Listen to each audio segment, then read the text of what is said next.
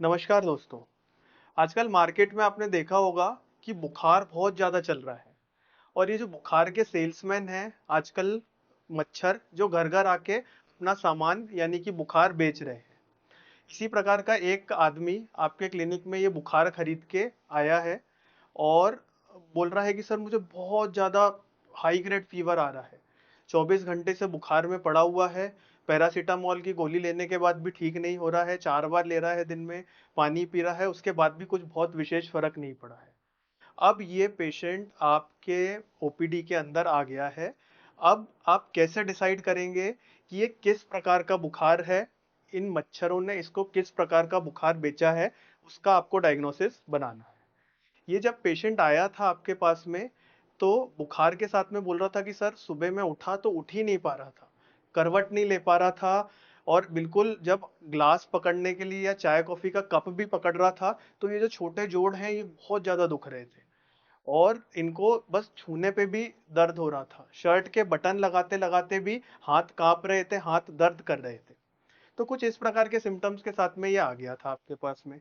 आपने पेशेंट की बहुत ज़्यादा गंभीर हालत लग रही थी, तो आपने बोला कि भैया तुम एडमिट हो जाओ और इन दोनों मच्छरों को कटघरे में खड़ा कर दिया। ये दोनों मच्छर अब अपना-अपना केस आपके सामने रखेंगे एज़ अ जज। तो ये जो जज आप करेंगे, तो मैं एज़ अ वकील इन दोनों मच्छरों को कटघरे में रखा था। एक तरफ डेंगू का मच्छर है, एक तरफ चिकनगुनिया का मच्छर है। तो मैंने कुछ इनसे सवाल करना चालू किए और आप जज हैं, एंड में आपको ही आंसर करना है कि इन सवालों के बाद में कौन मुजरिम है, कौन बुखार के लिए रिस्पॉन्सिबल है, कौन ज़्यादा अच्छा सेल्समैन था जिसने उसको अपना बुखार बेच दिया है। तो बात करते हैं, मैंने पहले मच्छरों से पूछा कि भैया क्या तुम्हारे काटने से बुखार होता है क्या? तो दोनों ने जवाब दिया कि हाँ, होता है। मैंने बोला तेज़ बुखार आता है? बोलते हाँ सर 103 104 तो कहीं नहीं गया, वो तो आता ही है मेरे काटने पे।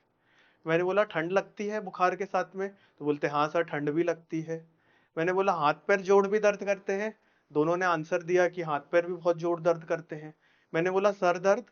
तो वो बोलता एक मच्छर बोलता कि हाँ, मेरे उससे सर दर्द थोड़ा-सा ज़्यादा होता है, दूसरा बोलता ऐसा कुछ नहीं है, मैं भी करा दूँगा। उल्टी वगैरह भी का पूछा तो भी दोनों समान उत्तर देने लग गए। अब अब अपन को इन मच्छरों से कुछ और डिटेल में जाना पड़ेगा, केस के अंदर थोड़ा-सा खरोंचना पड़ेगा, एविडेंस फाइंड आउट करने पड़ेंगे कि अल्टीमेटली मुजरिम है कौन? तो आज का जो अपना लेक्चर होगा वो डेंगू और चिकनगुनिया इसको आपकी ओपीडी में पहचानना कैसे है, एडीज से होने वाली ये दोनों बीमारियों को अपने क्लिनिक पे बैठे-बैठे बिना जांचों के कैसे डायग्नोसिस बनाना है, आज उसकी निंजा टेक्निक आपको सिखाएंगे। तो अब अपन बात करते हैं कि ये बुखार प्रेजेंट कैसे करता है। देखिए डेंगू चिकनगुनिया दोनों ही वायरल बुखार हैं। अपने एक डेंगू वायरस की वजह से होता है और दूसरा चिकनगुनिया वायरस की वजह से होता है।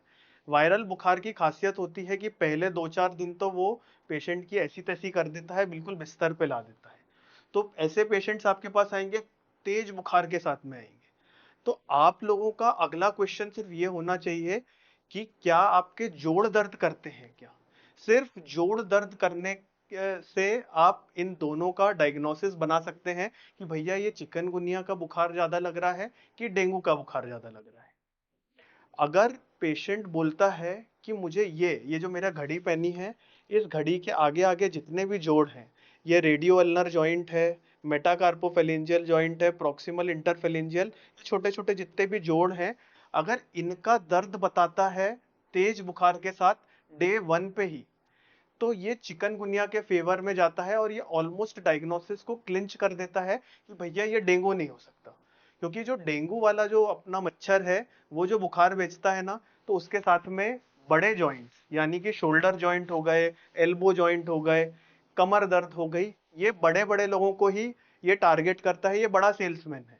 जबकि चिकनगुनिया इन छोटे जोड़ों को ही अपना बुखार बेच के जल्दी से सैटिस्फाई हो जाता है।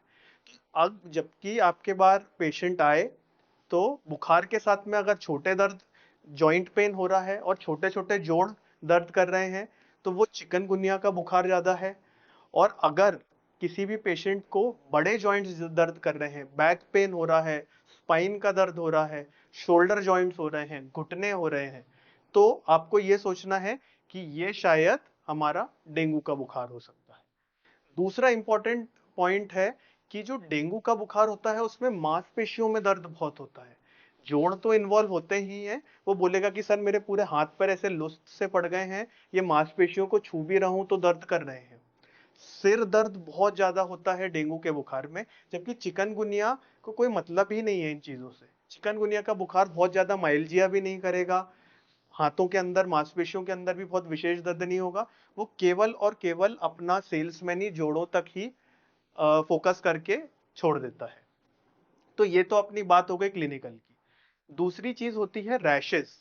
जो डेंगू के जो रैश होते हैं वो आपको पता है कि वो यूजुअली जब बुखार खत्म होने लगता है तब एकदम से रैशेस आने लगते हैं। एकदम रेडिश रेडिश पेशेंट हो जाता है, छोटे छोटे पर्टिकुलर रैशेस आने लगते हैं, ट्रंक के ऊपर, हाथों के ऊपर, पैरों के ऊपर, लेग्स के ऊपर, चेहरे के ऊपर।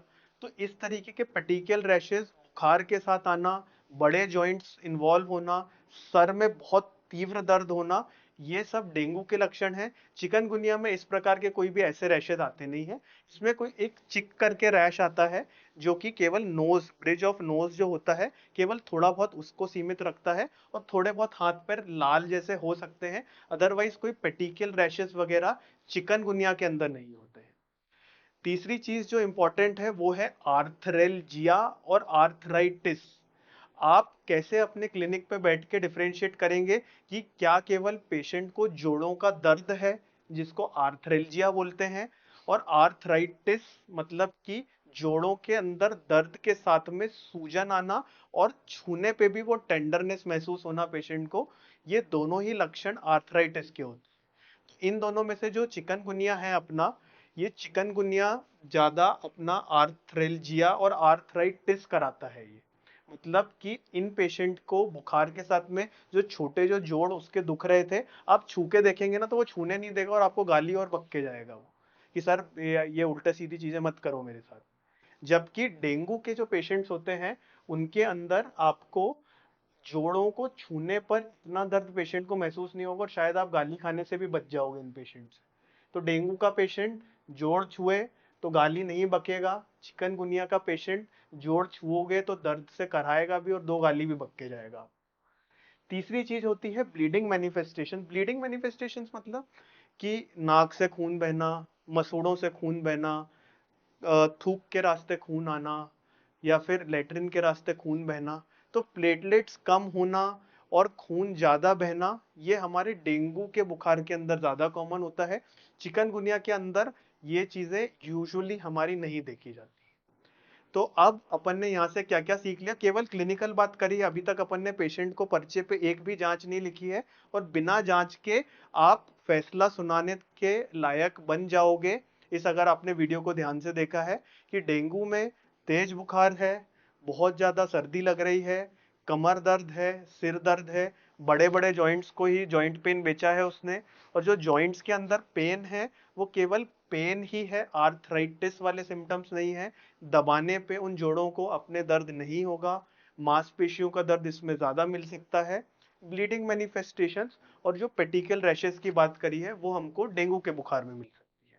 जबकि जो चिकनगुनिया का बुखार है वो केवल और केवल हाई ग्रेड फीवर के साथ में, चिल्स के साथ में, और पहले ही दूसरे दिन पेशेंट्स की इतनी ज्यादा हालत खराब हो जाती है जॉइंट पेन और जॉइंट इन्फ्लेमेशन, आर्थरेल्जिया और आर्थराइटिस के कारण, कि वो अपना ग्लास पकड़ना या फिर शर्ट के बटन लगाना या ऐसे करके अपने बाल नोचना, इतने छोटे छोटे फंक्शंस जो अपने डे टू डे एक्टिविटीज होती हैं, दिनचर्या होती है अपनी, वो भी पूरी नहीं कर पाता, इतना जोड़ों के अंदर दर्द होता है। और छोटे जोड़ों के अंदर दर्द होता है इधर अपने ये हथेली के आगे, और नीचे नीचे अपनी पिंडलियों में, और छोटे छोटे पैरों के जोड़ में। और इन जोड़ को आप अपने क्लिनिक पे बैठे बैठे ऐसे दबाओगे तो बहुत सीवियर दर्द होगा, और पेशेंट्स का बहुत खराब रिस्पॉन्स भी आ सकता है कि सर आप ऐसा उल्टी सीधी हरकत मत करो। ये हमेशा याद रखना कि बस अगर गाली दे दिया तो चिकनगुनिया, गाली नहीं दिया तो डेंगू, सीधी बात। ठीक है। इसके बाद में अपन ये बात कर लेते हैं कि डेंगू चिकनगुनिया का 4-5 दिन तक अगर बुखार रहा तो 5वें दिन के बाद कॉम्प्लिकेटेड फेज चालू हो जाता है। कहने का मतलब कि शरीर से वायरस निकल जाता है। और वायरस एक इन्फ्लेमेटरी कास्केड अपने शरीर के अंदर इन्फ्लेमेशन को ट्रिगर करके छोड़ देता है, और वो ट्रिगर बढ़ता जाता है, बढ़ता जाता है, बढ़ता जाता है, और अलग अलग तरीके के कॉम्प्लिकेशंस कर सकता है। तो डेंगू के बुखार के अंदर ये जो इन्फ्लेमेशन है, ये ट्रिगर करके सारे ऑर्गन्स को ऑलमोस्ट कवर कर सकता है। हार्ट के अंदर मायोकार्डाइटिस कर सकता है, लिवर के अंदर हेपेटाइटिस कर सकता है, किडनी के अंदर नेफ्राइटिस कर सकता है, फेफड़ों के अंदर एआरडीएस या न्यूमोनाइटिस एफ्यूजन कर सकता है, पानी भरने लग सकता है पेट के अंदर, छाती के अंदर, हार्ट के आसपास पेरिकार्डियल एफ्यूजन। जबकि चिकनगुनिया में ऐसे कोई कॉम्प्लिकेशंस नहीं है। 5 दिन बाद भी चिकनगुनिया का पेशेंट आइदर जॉइंट्स की कंप्लेन जो अभी भी रह गई है, बोलेगा कि बुखार चला गया है पर सर अभी भी जोड़ों को दबा रहा हूं तो बहुत ज्यादा दर्द है, तीव्र दर्द है। और दूसरा नसों, जो न्यूराइटिस, पेरिफेरल न्यूराइटिस हो सकता है पेशेंट को, या फिर एनसेफेलाइटिस जो है, वो डेंगू चिकनगुनिया दोनों में ही कॉमन हो जाता है। तो डेंगू के अंदर याद रखना सारे मल्टीपल ऑर्गन्स इन्वॉल्व हो सकते हैं।